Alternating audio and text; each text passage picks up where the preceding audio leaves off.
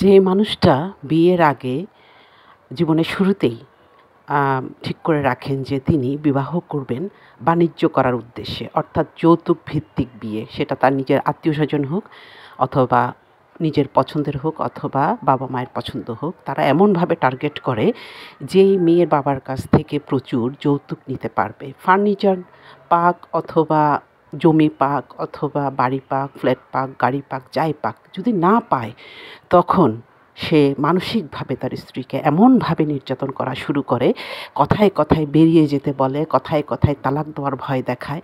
এই মানুষগুলো আসলে পৃথিবীতে আসা উচিত না। এরা না পারে নিজের মাকে সম্মান দিতে পারে, না পারে নিজের স্ত্রীকে, নিজের মেয়েকে। সে সারাক্ষণ মৃত্যু পর্যন্ত প্রতিটা বিষয়ে বাণিজ্য করার জন্য চিন্তাভাবনা করতে থাকে। প্রতিটা পদক্ষেপ থাকে তার বাণিজ্য, যেখান থেকে সে শুধু নিতে পারবে। সে দিতে জানে না, সে শুধু নেবে।